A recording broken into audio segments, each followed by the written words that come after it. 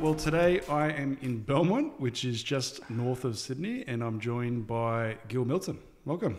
Yeah, cheers, thanks. So this Awesome has actually been a long time coming. So I Yeah. think I pestered you almost a year ago to do Yeah, something. I've been dodging you for a while. Yeah. And then I think we caught up at one of the HRA events in, was it a few months, like 3 months ago, 4 months Yeah. ago, at one of the Yeah, wineries? up the valley, yeah. Yeah, Hunter Valley. And then I twisted your arm to do something then. Yeah. And then we finally made it happen. So you've been on the hit list for a while. I've really wanted to come on. And I should have come on early before the cameras came out. Yeah, actually, that's the point. Now you're in the full production lineup. Yep. Yep. Awesome. Well, I know your background, but our audience might not. So maybe just to start off with, do you want to explain like how you first got in the industry, and then we'll get to where you are today. Yeah. I was doing my apprenticeship at Gininans in Newcastle in Broadmeadow, and I was a fitter and machinist. I was a fourth year, and they had lost a rolling stock contract, and they weren't putting any tradesmen on, and I was in on a Saturday shift, and I was young then. I was probably 21, and didn't read the paper on a Saturday morning shift at Smoko, but Phil, one of the tradesmen, did, and we were in the maintenance shed, and he was looking through it, and he goes, "Oh, I think this job would be good for you."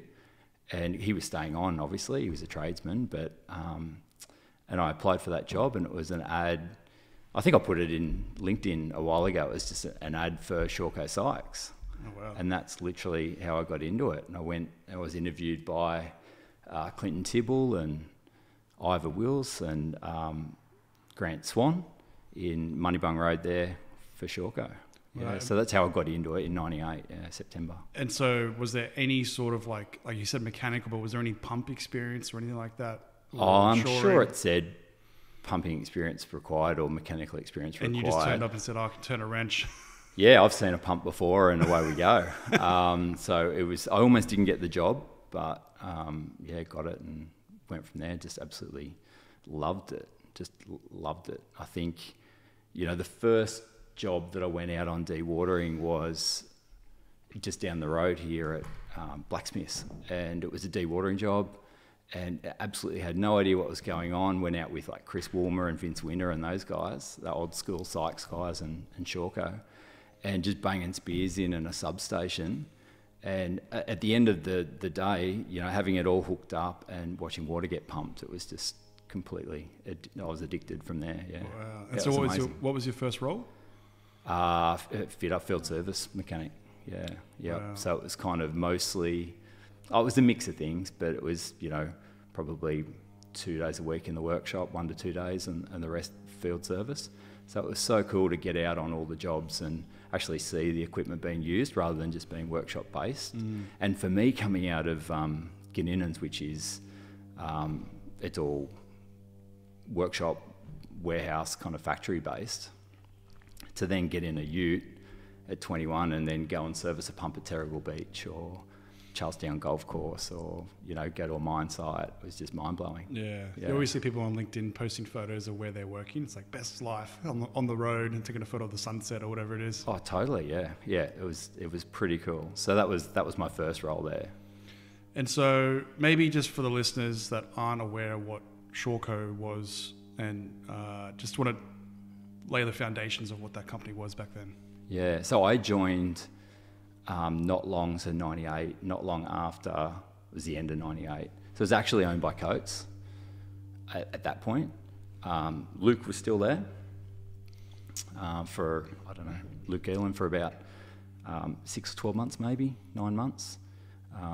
And from there, it was then called Shawco Sykes because just prior, I think in 90, I might have this slightly wrong, but I think in 96, Coates acquired Sykes Hire and took that part of that business.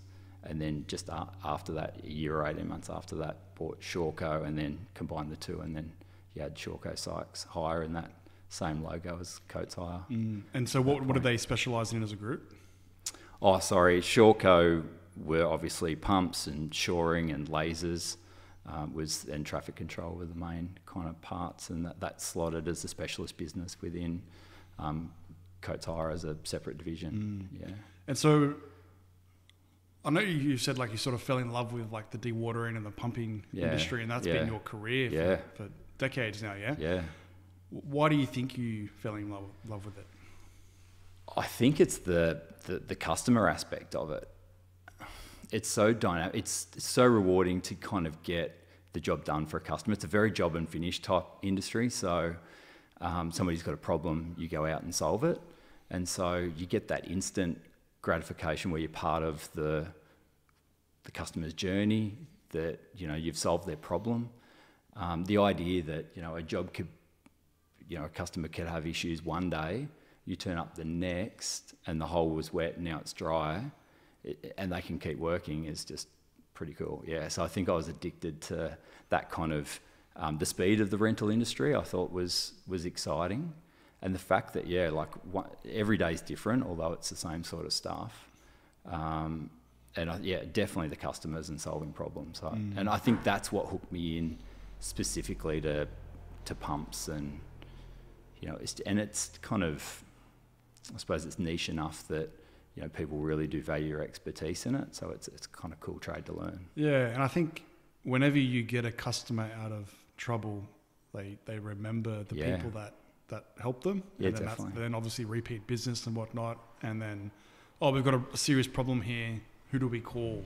And so then that rapport comes, and then like you feel like part of their team to like design and solve whatever challenge they're doing in the dewatering space. Yeah, it's exciting because often you'll get a call, not often enough, a long way prior to the job, but, you know, that's one of the interesting things about, you know, pump hire is that often customers will have a bit of a crack without it. So although something might be well planned, they might try without the dewatering, and then all of a sudden it's a rush to get involved. So they really do appreciate that kind of quick service and turnaround. So I think there's probably going to be one person or a few people on this podcast that are going, "What is dewatering?" So maybe just for some of the listeners, if we were to summarize why someone would need to dewater and what its purpose, just to give that small spiel. So for dewatering, you know, it can be done a number of ways. Well paint dewatering, you know, some people call it spears, wells, horizontal. There's a whole kind of myriad of kind of methodologies that you could use. But fundamentally, if a customer is in ground that's generally sand, is the easiest to dewater. It goes, you know, sand, sandy clay, and then it goes, you know, clay and rock, and you know, you just can't dewater that. You've got to sump it. But traditional well point dewatering is where a customer is digging in sand. They're in the water table, and the water table's above where they want to get to. So you would install spears, well points around that excavation, lower the water table, so you pump that, and then they can get on and do their job. So it's kind of like if you're a kid at the beach trying to dig a hole in the sand and it keeps collapsing, you need dewatering to kind of keep that hole open. And it's amazing how, you know, when you dig in sand, you see it in pool installations in backyards where somebody will try and have a go, and when you dig a hole in sand, the hole just gets bigger and bigger and bigger, and the fence and the sheds in the hole. Second you put well points in, it becomes quite stable, and they can get on and do their job with a bit of shoring and whatever else they need. So, and I guess because is that close? That's pretty good. So, and I guess because there's so much planning and engineering that needs to go into some of these solutions, it's not the traditional, hey, here's a bit of gear, go rent it and give it back. We don't need it anymore. No. And so it turns into like a site solution or an engineered solution where sometimes you won't even know what equipment or parts or people you need. Often, yeah. You know the kind of the basics of it. You know, you're always going to want to put, generally speaking, you know, there's some rule of thumbs. You know, you're going to space them out 1.5 meters. You're going to put the top of the screen 2 meters below the invert, and or, you know, those sorts of rules of thumbs. But every job's completely different. 100%. Yeah. Yeah. And did that like engineering piece also interest you? Because like it technically it did mean that every job was a little bit different. Yeah. No, it means it's easier to add value, you know, for a customer, because you're taking a headache away. Yeah. And so if we look at the dewatering industry and the pumping industry and the shoring space 20 years ago, and then we look at it today, like obviously technology's evolved and the quality of products and the way we design things, like, well, what are the key differences, do you think, between that period? And how mature has the Australian market in this case? Unfortunately, the daily rate hasn't changed much in 20 years. Still kind of the same. But 100% the environmental aspects of dewatering, so groundwater management has changed, and the licensing application, particularly in New South Wales, has changed a lot. I mean, in the good old days, in 98 and early 2000s, you were still doing the right thing, but you could kind of pump as much water as you needed to get the site dry. Now there's all sorts of limitations on areas of influence and, drawdown effects, settlement and things like that. So there's a lot more control around how much you can pump and when you can pump it. Also, what happens to that, water and how it's treated on the discharge is pretty tight these days, where it probably wasn't as much 20 years ago. People cared about turbidity, maybe pH, if that. You couldn't obviously have hydrocarbons and sheen in your water, but now everything gets sampled. There's environmental scientists that go out and literally sampling water, the meters on all the instrumentation, all the water treatment gear now that's needed. And then the licensing is probably the last aspect. I think, the water, one of the, legislation, we did quite a bit with the association on this and teamed up with Coates to try and get some solution for the hire industry. But the Water Act, the legislation, one of them is Water Act 1912, and it's been obviously around for a while. But to try and get licensed now to do dewatering is not a 5-minute exercise. And so there's, 6-week, if not longer, lead times to try and get that done. That was never a thing back then. Okay. Yeah. So like the planning aspect has significantly increased. Definitely. For jobs. Definitely, yeah. So that idea that you try and get away without dewatering, and then ring a hire company up to come and offer the solution same day or next day, is a bit of a thing of the past now. That's particularly in the last couple of years. Yeah. And then what about the actual equipment itself? Has that evolved much over time? Oh, it's definitely got better. Yeah, definitely. I mean, in the late 90s, there was still which incredible bits of gear, which things like I grew up with the VP 150s, the Sykes pumps, and I mean, they were absolutely amazing at their job. But they were a vac pump with an oil, which would then get hot and you get moisture in it, you get carryover, and you get some fuming and things like that. So to do away with that kind of technology over the last 20 years has been pretty exciting. Yeah, and then obviously like the telematics aspect now, being able to get real-time feedback on what's actually happening at a site as well, then just completely changes the element of both the customer and the rental company. Definitely. In terms of their planning. Yeah, particularly on the sewer bypass. The instrumentation on sewer bypasses now is next level. Yeah, so you're controlling pumps from the office. You can tell whether things are ragged up. You can you can obviously see the flow rates and everything that's going on with that. So that makes a big difference. Do you have any like jobs that you remember as like ones that really stand out? Oh, in terms of dewatering, probably, yeah. There's a lot. They generally involve coffee rock. So coffee rock it's like an indurated sand, really, really tight. It's almost rock-like in terms of sand. And generally, water will skim off the top of it. So you can dewater quite well underneath it. And then you've got various strategies to deal with this kind of indurated sand. There was a job with Balti Civil up at Fern Bay. And the construction manager at the time and we really wanted to do it because of services and the way that there was some synergies to happen by putting in some deep vertical wells. But unfortunately, I spent the next 3 months of nights just banging spears in the afternoon and trying to sort that job out. So that was kind of character building. But we got it done. We got the job done. But there was a bit of work involved with that.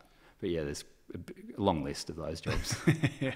And so when there is a very complex job like that, is it billed as like a package of items that are being done with labor, or is it based on just time and materials on how much time you're spending, or is it a fixed price? Like, it's all of those. Yeah. So I think that's the other change that's happened in 20 years is a lot of that style of work is getting very contract centric rather than straight rental. So it's changed the kind of model in that a bit. So it really varies. So it could literally be, here's my pieces of equipment, there's my daily rates, and there's my labour rate, and I'll go and install it.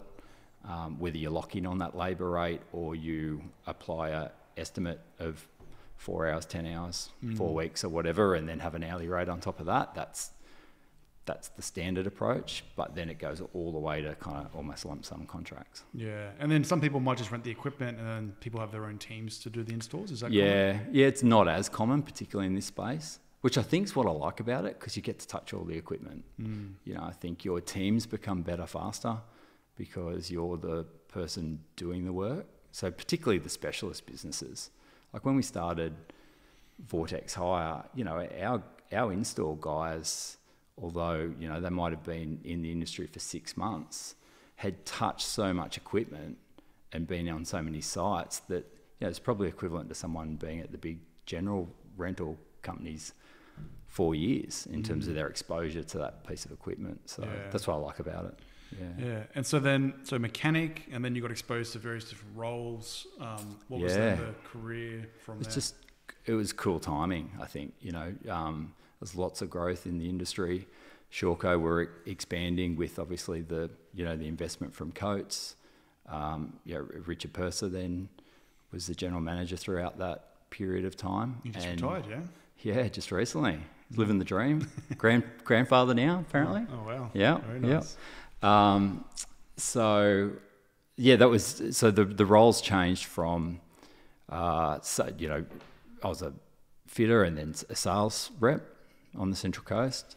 So I put my hand up for that role, and Mark Forbes and those guys gave me a go.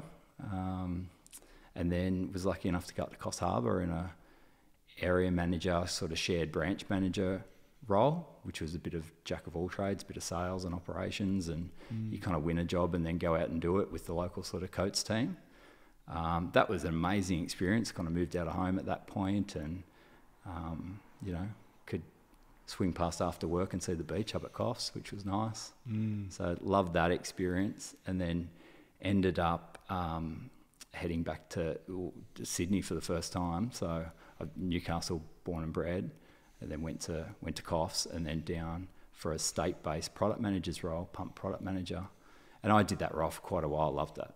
That was awesome. So kind of was the product manager for New South Wales with Shawco, specialising in the pumps, so with the sales teams and the branches. So it was good. It was quite a diverse role. You got to travel a bit, support people, and get out and see customers. So when you moved from being in the service side of the business into the sales side of the business, was that something that you actively pursued, or was that something that someone said, hey, maybe you should take on a new challenge? Because I think a lot of people that work in service, they think it's very hard to move into sales. And I always tell them, like, you know the products better than anyone. Totally, yeah. And you know the customers almost better than anyone as well. Yeah. So moving into a sales piece just makes you like an expert instantly. Now you just need to focus on how you sell. Yeah.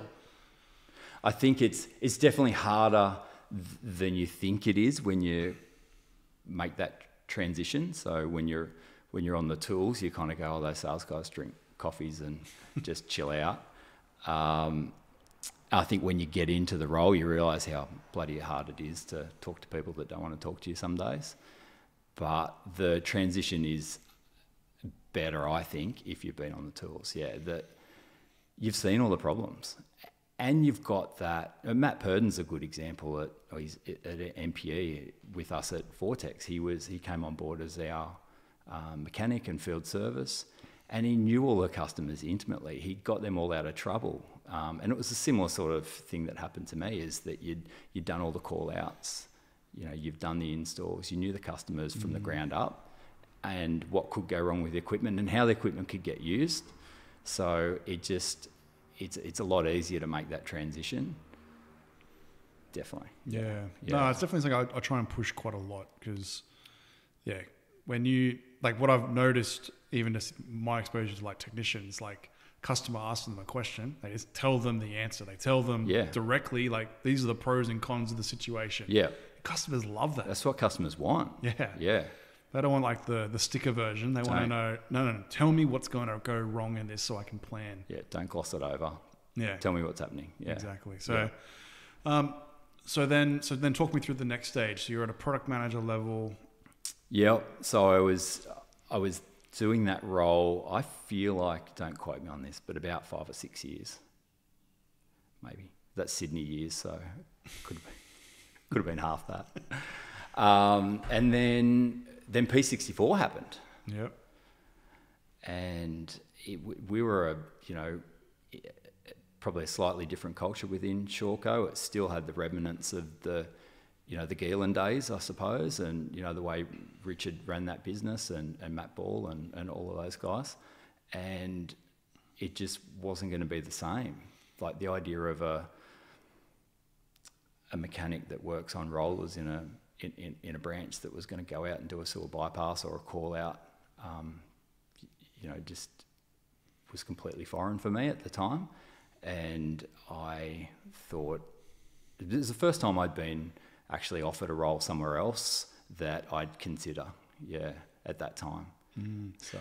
So just to provide context to the listeners, we have spoken about this before on the podcast with P64, but basically within Coates at the time, there was different business units, let's call them that specialised in certain things, and then you had the general rental operation, and then that P64 was to bring everything into one, basically, 6 businesses into 4, which was essentially the East region, West and North and South of Coates, so a lot of people left Coates after that. There was obviously a culture shock, different opinions on direction. And it's hard when you do things like that. And even talking to Adrian Manning when he came on the podcast, he openly said that they probably could have managed it in a different way. So I think it was good for the business. I think, it definitely was the right time for something like that to happen. I think when a culture is really strong, particularly even, within, I'd always worked for Coates in theory, but the culture was strong in Shawco and the same with Prestige and, the same in Eastern region. But to change that when you actually thought what you were doing was bang on right, I think is the challenge. It's always hard when you're not making the decision to. I think that's change, isn't it? Yeah. So the first time in your career you were thinking about taking offers external? Yeah, I'd had phone calls and I never even found out how much they paid. Like, I loved it there. Yeah, it was almost 10 years. Yeah. And then you left the industry?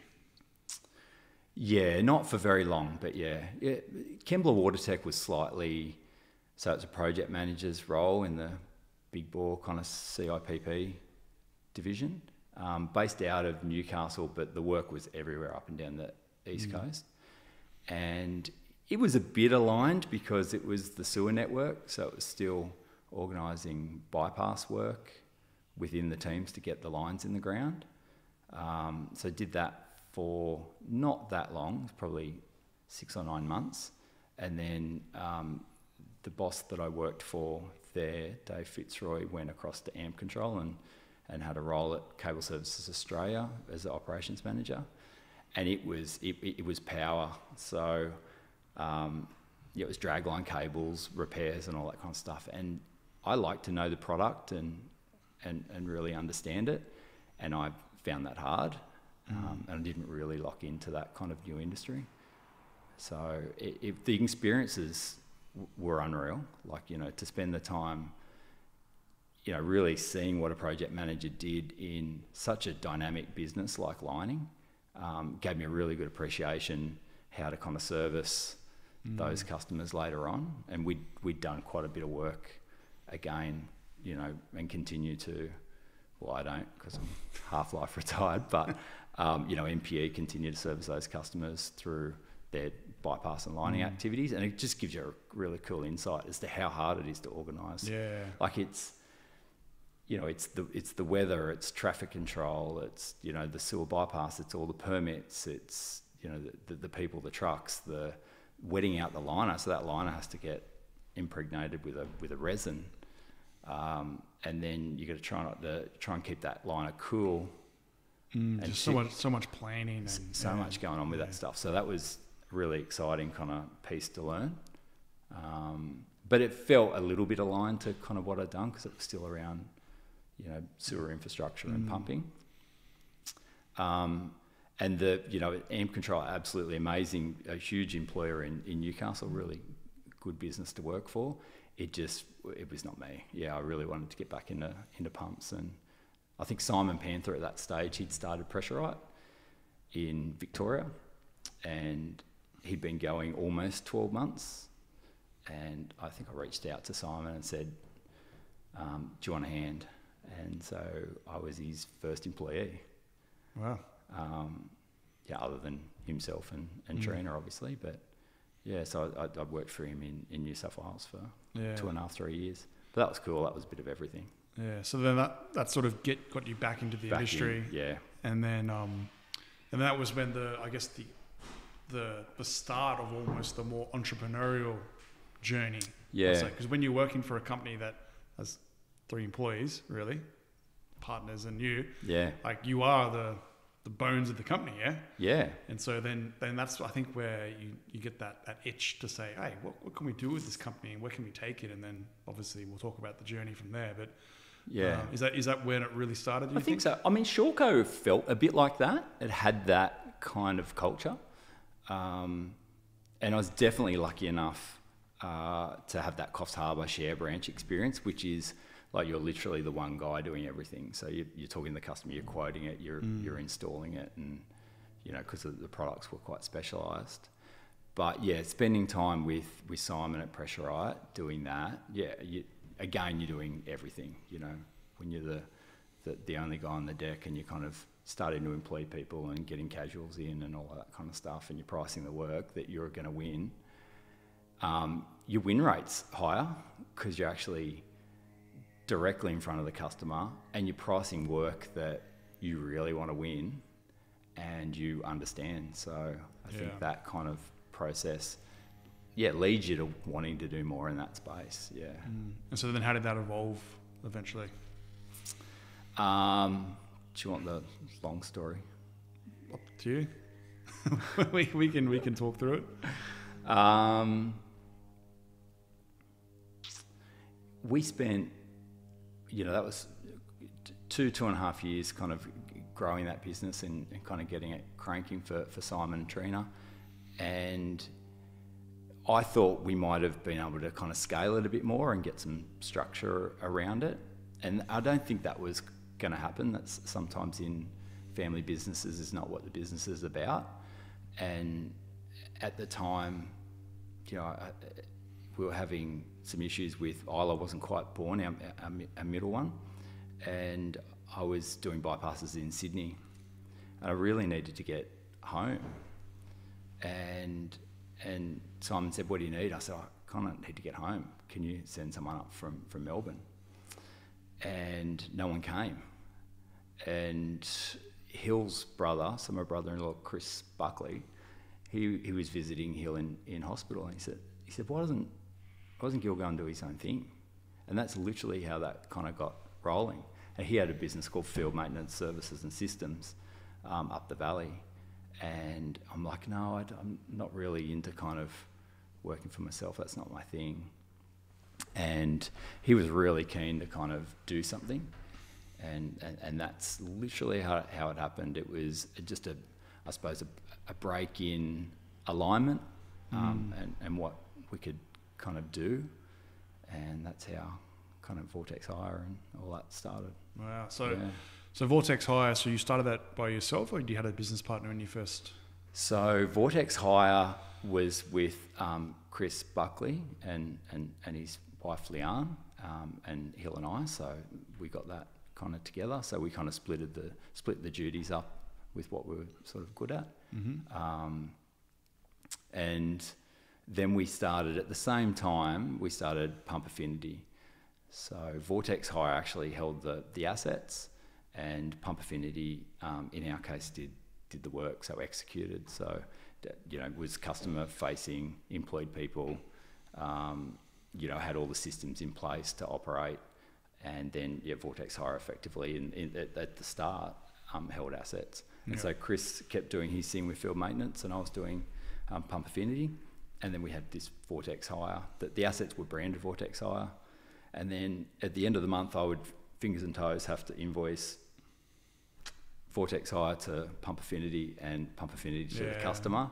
And, that's one of the biggest wake-up calls when you're kind of reintroducing a rental software system, is you got to do it faster than you kind of think, particularly when you're doing that kind of stuff. We then... that was 2011, we kicked that off, and then 2013 we merged them basically. So we effectively started trading out of Vortex Hire and field maintenance services. Their business came in and Pump Affinities, and we just started.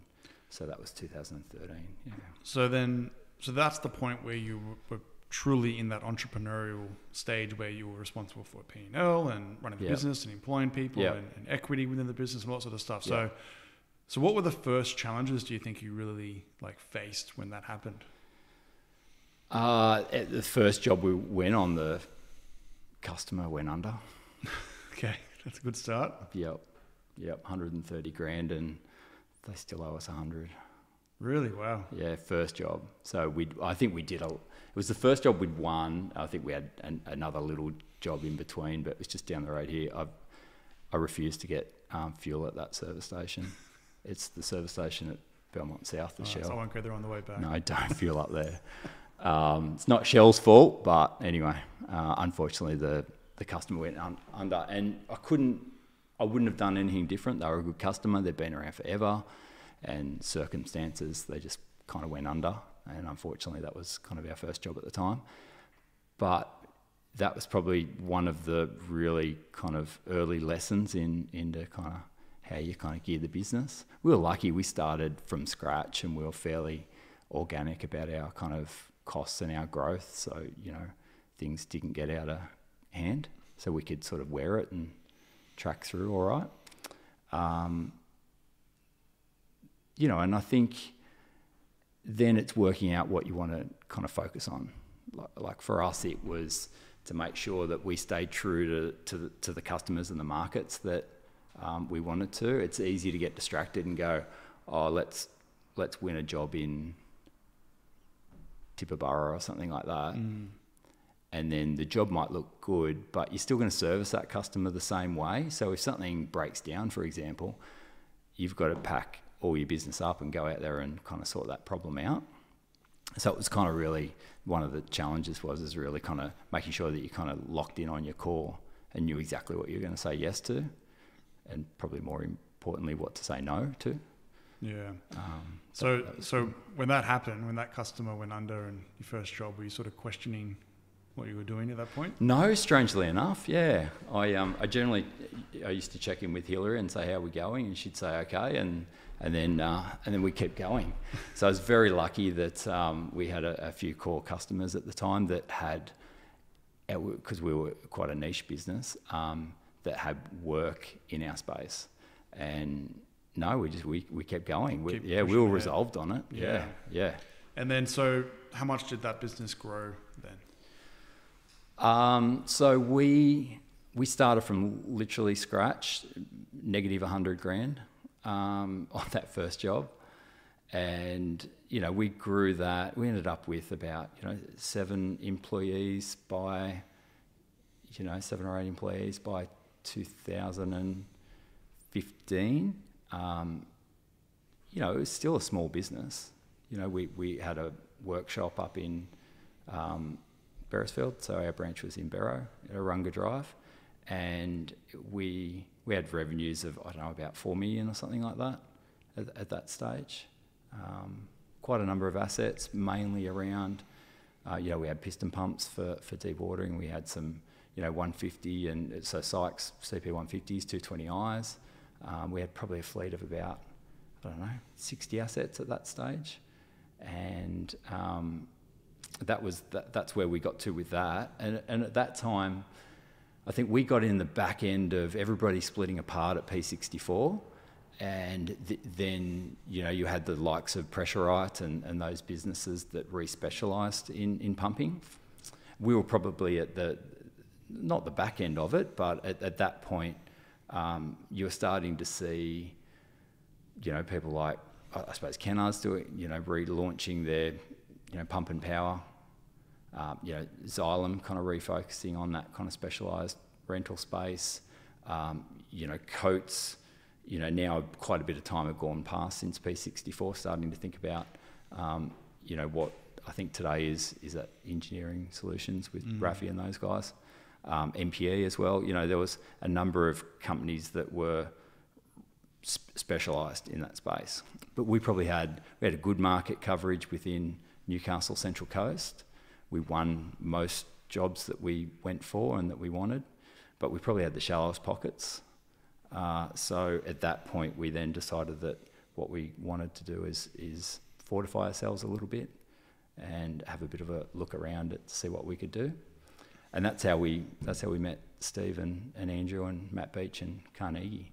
So in 2015, got a phone call from Steve Donnelly, and he said, I remember exactly where I was sitting. I remember the phone call, and he said, it's Steve Donnelly. Do you know who I am?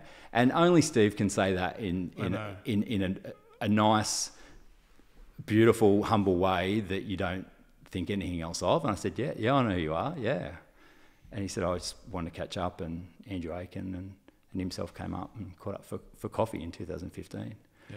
So we did that process. I think we signed the CA in about September, and we had completion by, I think, the 22nd of December. So it was just a quick, easy process, and the DD was, quick. So like I would work all day, I'd have email responses, I'd respond pretty much overnight, and then there'd be more kind of questions and follow up and stuff the next day, and then I'd respond. So we turned it around quite quickly, but it was just a kind of quite a seamless process. He's definitely one of the, he's obviously an icon within the industry and the influence, but it still amazes me how humble he is as a person. I think that's probably part of why he has been so successful. Yeah, and he can talk at any level and make anyone feel comfortable. Yeah, I mean Andrew's the same, but he's got definitely a style. Sometimes I kind of want some of Steve's niceness to rub off, because he's just amazing on that stuff. No, he's very good. So is that what eventually evolved with the Vortex group of companies, or is that them injecting cash into your business? Well, so at the same time they were communicating with James Sebs and Jim Sebs and Mobile Dewatering in Perth. So they effectively invested into little old Vortex Hire, which was probably 10 times smaller than MDW at the time. And quite quickly, so that was about December that we had completion. By August the next year, Mobile Dewatering was then sort of acquired by Andrew, Steve and Carnegie, and then that's when you kind of get on that next journey of Pumps United. So because effectively there was Vortex Hire, and then Mobile Dewatering, and they had a couple of sort of companies within that, and then it was kind of, well, how could we? It makes there's no benefit to all operate separately, and that's when Pumps United came about. And when that happened, were you sort of thinking about P64 again, where companies are getting merged together? No,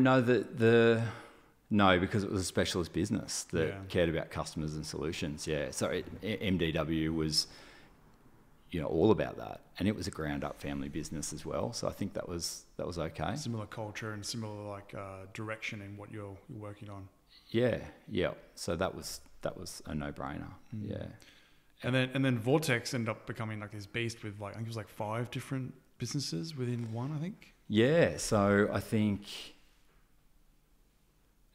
100%. Yeah. And we ultimately then, with Gary Radford's Rhino, and Conher in Australia and New Zealand, brought all the business together, and it was a particularly unique time where, and that's a skill set of Andrew and Steve's definitely, and Matt's, is to bring these business owners in together and function in a group that can scale.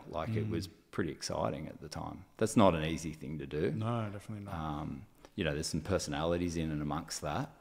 And we were all on a kind of common goal, getting that sorted.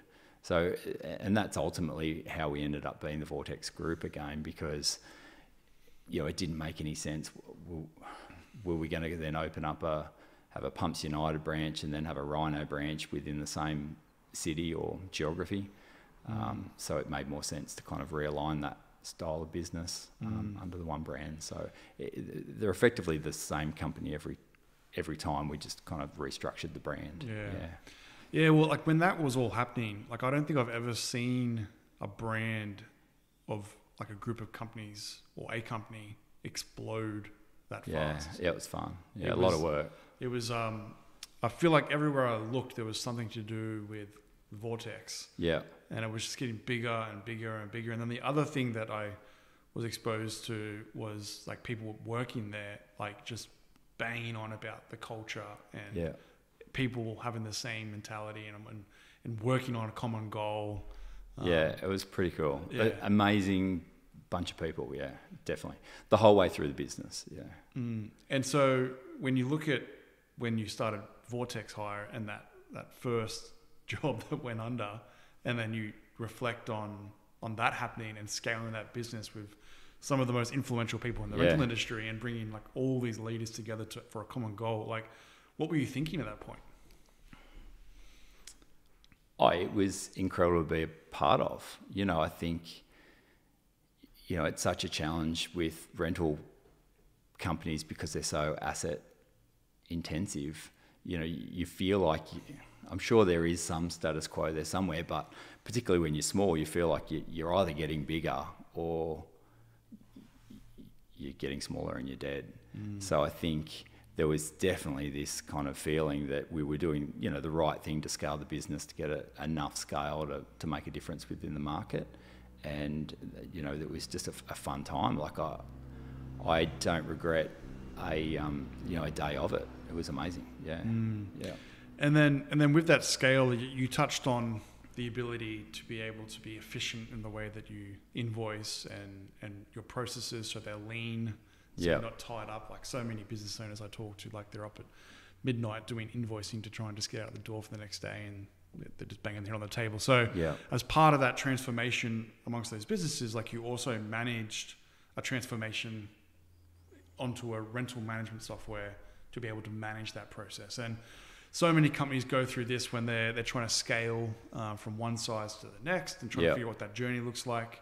So I really want to talk about the learnings on managing the change and that transformation process, and some of the things maybe you might do differently potentially next time, and just some insights for the listeners. Do you reckon any company ever gets that right? Change? I think it's hard. I think you can't.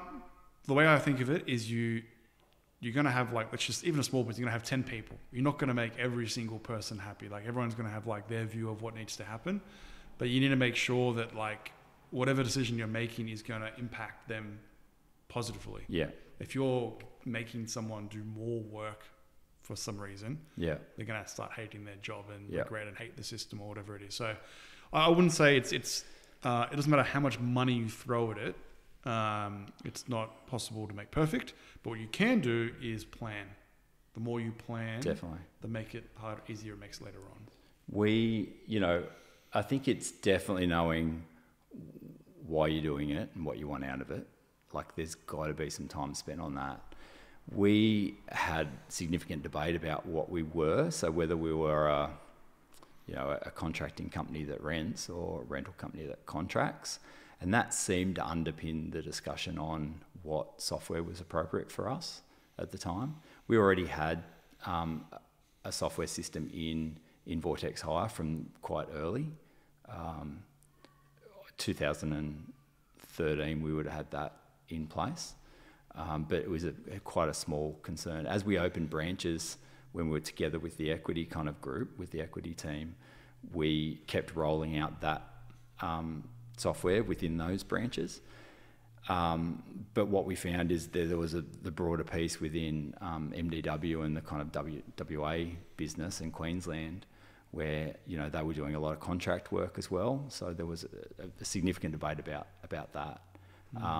Getting through that conversation is tough, I think. I wonder whether we spent too long debating it at some point. And it was probably because there was quite a few opinions on what we were and what we weren't. But once we did lock in on what we were, getting that kind of the lesson is that you kind of can't load your teams up with more work. So you've really got to have that implementation team. We found we had Grant Mack helping us with that, and then some key people within the business. Our CFO at the time, Pat and Luke and Nathan Corbell and Robbie and Trina and those guys. And we actually then basically formed a bit of an implementation team and kind of travelled to WA to kind of put that in. And I think the lesson is, once you've made the decision, is get it in fast. Like, you can talk about it and say, let's train, let's scale, we found that once we'd locked in on a timeline and delivered it, it was far better than doing it in stages. So we got to the point where we said, okay, right, we're literally going to send Queensland live this month, and then within 2 months we're going to send WA live. We already had New South Wales, Vic and SA on the platform, and once we'd made the decision to do that quickly, it was seamless, because people, once they get in the system, generally see the benefits of it. Whereas if it's too much bandwidth for conversation, people worry about nothing some days. Yeah, and I think it's like the thing around building a team. I think one of the challenges a lot of businesses go through is they say, hey, Gil, your job's to implement this product, and then you've got a day job as well. Yeah. And all the onus is on you, where if you have like SMEs, like specialists for each department, like sales, rental, service, parts, financials, like whatever you want to do from the accounting side, like to almost like work together and then link up to like a project manager of sorts. Yeah, that's what Grant was for us. Yeah. Was he external? Yeah. Yeah. So I found that like having someone that's external from the business does help out a lot as well, because they're not stuck in the day-to-day of your business. And they can break through any, if there's, we were lucky. We were a non-political business. We had a very flat structure, and, we could get on and do things. But having somebody external gives that, different point of view, and sort of can play referee a bit as well. And I think if it's somebody that's too invested in the system internally, you obviously want your sponsors and you want people to be involved. But if they're pushing the wrong agendas, I think that's when the implementation can struggle a bit, because it doesn't get buy-in from enough people. Yeah. And what about like customizing the software? Do you think it's better to try and use out of the box first? Out of the box, 100%. Yeah. Don't think you can reinvent a software system. Yeah. I've definitely seen scenarios where people... they almost try to build their own version of the software within the platform, and they spend more money on the customization. Find a different box, I reckon. If the out of the box at one company's not right, go to a different box. Yeah. The second you think that you can, you've got a process that's vastly different to somebody else, I think you struggle, because you don't get the support out of the platform. It just ends up being this kind of, I don't want to use the word, but it's this horrible product that you can't use. Like, it's just not scalable. Yeah, and then probably is expensive to upgrade. And you got a patch and something else happens, and then all of a sudden you're doing another patch, and out of the box. Yeah, like an iPhone. Exactly. It should be that simple. Upgrade. Yeah. That's it. So then, so we covered that. So you went through that transformation journey. And then from the external view, like I was watching Vortex group of companies just explode and just get bigger and bigger and bigger. And then out of the blue, it was boom, being acquired by NPE. It just seemed to happen so fast for me. Yeah. And I think for us in the business, it wasn't fast because we were, the majority of us as that team were together for 7 years at that stage. So 2015 to, or 21 or whatever it was, 21, 22. So we'd been at it for a while. It was just a kind of rebrand. So it looked like it hadn't been around for a long time. So I think that's the nutshell of that.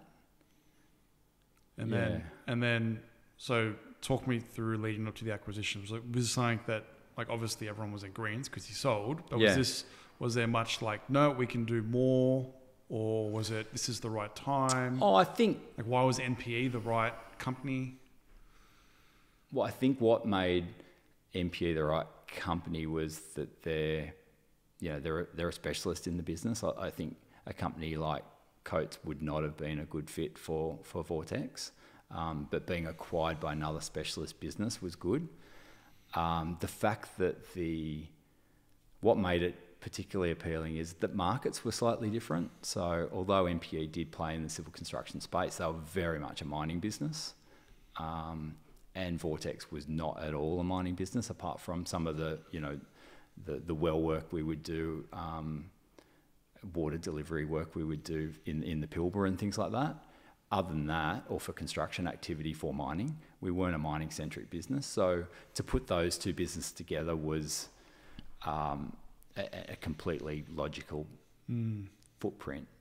And it made the integration a lot easier because you didn't have me being a pump mining guru and you being a pump mining guru and go, well, I'm better at pumps than you are.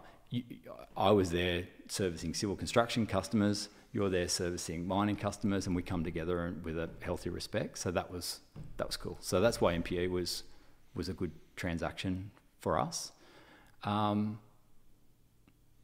I think it was time for us to kind of, you're always looking at, what does an exit look like for a business, and how do you kind of, move through that life cycle?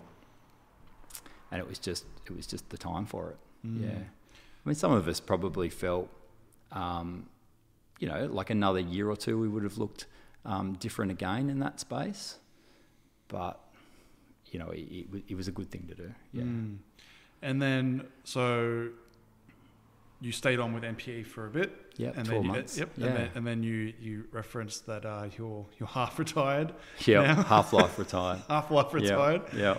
So talk me through that. So what was the decision around that? I'd always said to kind of myself and Hillary and the kids that at some stage that we would exit out of the business, some form of sale event or whatever, and that I was going to make a bit of time back up to them. It's a pretty intense period of time with the growth that we had through Vortex and starting the business from scratch with Chris. That's like 11 years ago. So it was an opportunity to kind of do what I said I was going to do and just kind of chill out and focus on the family for a bit, really. Like, it was, it gets hard, I think, when you've started a business as well. You do, I mean, I really do love that idea of, influencing a business, and a business can get too big for me, I think, some days. I do like that sort of touch and feel with people and customers, and I think it was my time to do something different. Yeah. And then, like, 11 years of let's just call it chaos, like growth, full on, entrepreneurial, like loving amazing times, and then obviously really challenging times. And just the grind is on, and then to go to half-life retired, time is now just almost stopped, like it's slow. So how's that been? Well, it hasn't slowed. It must be me. So because I feel my days in quite well. I haven't turned the telly on and watched that yet at all. But definitely, I mean, for the phone to stop ringing was weird, but I didn't miss it at all. No, I quite easily fill the days in. Yeah. Doing podcasts, mate. Oh, doing podcasts. Yeah, I know. Just chilling out with you. And so what does the future look like? You said half life retired, so there is a... Yeah, my dad retired at about 42 or 43, and it wasn't great for him, so I figure I better get back amongst it. So, yeah, I'm only 46 next year, so I think and these are nice working years too, I think. You know, you've had enough experience that you kind of know how the world ticks a little bit, but, you know, a number of kind of good years to then capitalise on some of that knowledge.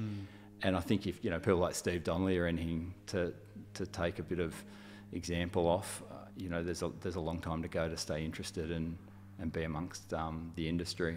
So I think, I don't know exactly what I'm going to do, but I definitely want to stay amongst the rental industry. I mean, I love it. It's the customers and people that I like being around. And yeah, I think I was hoping I was going to spend some time in half-life retirement working out that I didn't enjoy rental. And I think I've spent time working out that's exactly what I love.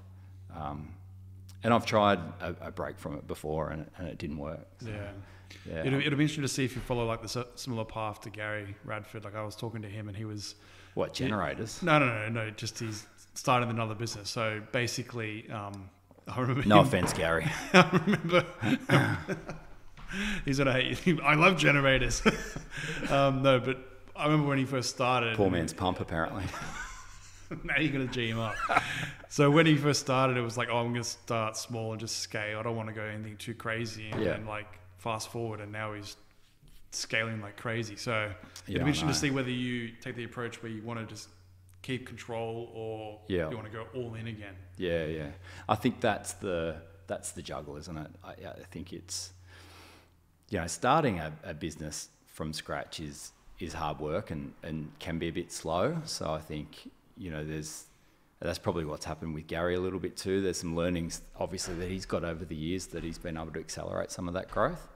So it'd be interesting to see whether I can apply half of that, you know. And then so with all that experience, like when you reflect on some of the mentors, like you've mentioned Steve and Andrew and a few others, like who do you think really played a big influence on you? Oh, I mean, definitely, you know, my early experience within Shawco, 100%.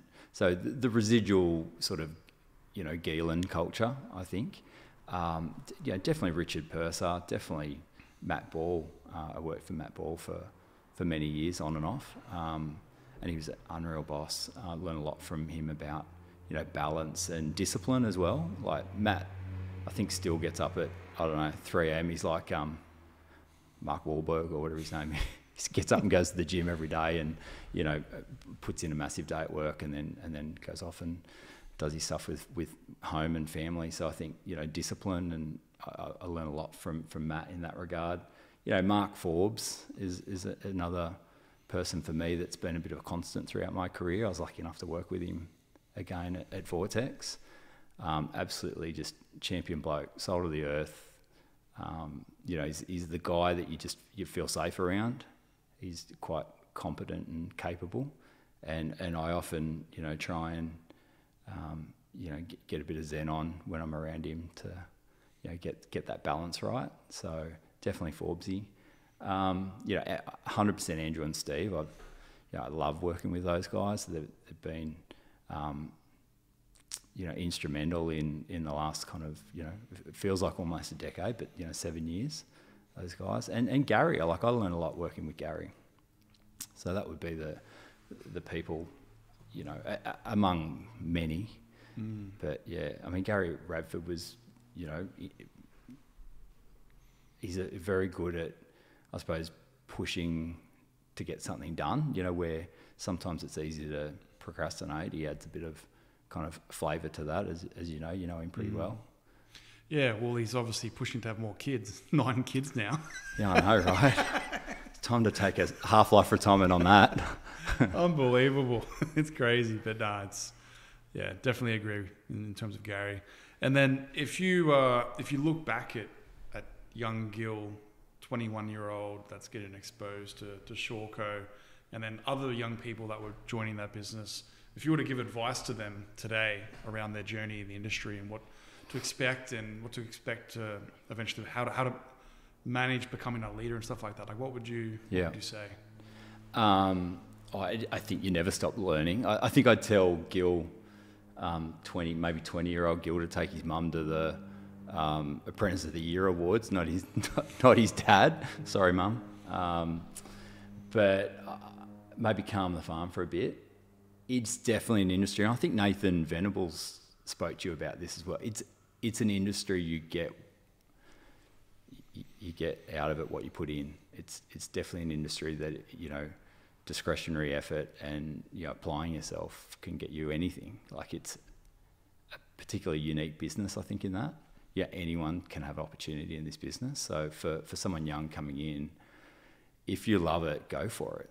Like, you can run one of these massive national companies, or you can start your own thing. Like, it's so diverse. Yeah, and I think the thing I love about the rental industry is that there's so many different avenues. Like, I always use the example, like the extreme one. Let's say you love concrete for whatever reason. Like, Kennard's Hire have concrete care. Yeah. And you can specialize in that. Or you love transport. You can manage transport. You like servicing or a specific type niche of product. Like, it's not like it's just one thing and you're working on that. You can move around and learn different skills. Yeah. And I think if you're keen to kind of have a bit of a go, and definitely if you can move, it makes a difference. You know, I think if you're gonna stay in one location and kind of say, well, I'm going to be the branch manager one day, it could take you 25 years to get there. So I think if you're keen and a bit aspirational, then kind of be open to saying yes for a while, and be that a move or be that a different role. You know, I've always said yes to everything and pretty much kind of winged it from there.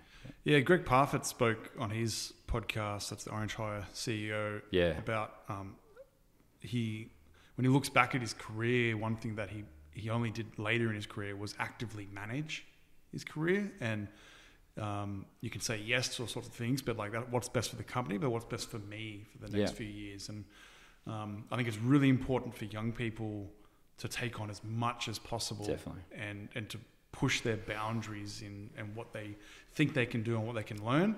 But then you get to a point where then you need to start making some strategic decisions around what's best for you and your family and whatnot. And I think half-life retirement and things like that. Exactly. Yeah. But I think sometimes people, they say yes, and then they get caught in the whirlwind or the treadmill, I always say. Yeah. And like 25 years goes by and you're like, wait a second. Like, I've just been on the grind for so long. So you need to be able to take a step back and then reevaluate and actively measure and manage your career as well. Yeah. I think people often get that kind of aha moment, don't they, where they kind of reflect and have that adjustment. Yeah. But I think it comes from two main areas. One is they get pissed off. Yeah. So someone pisses them off at work, whether it be a manager, a co-worker, a business. Or two, they see someone else doing it. And they're like, wait a second. If he's doing it or she's doing it, why can't I do it? So I think those are two like very common things. And then obviously there's other things as well that play influence. But yeah, I think if you don't have the right culture within your company, like you've probably maybe setting a fire under one of the employees to go off and start a competing business eventually. Yeah, definitely. Yeah. I mean, it's, trying to kind of keep that culture right is key. Otherwise people will leave. Like, it's, you know, if you can work out, either do it organically and, you know, buy some equipment and kind of do your own thing and take your own time and be conservative, then the barriers to entry aren't that great. Like, you can do it. Yeah, as long as you can get the right finance agreements in place and you've got the network of customers, it's definitely there. Yeah, you got to know your staff. I think you've got to know what customers you're servicing, for sure. Yeah. And then so finally, when you look back at all that, like, how do you define success?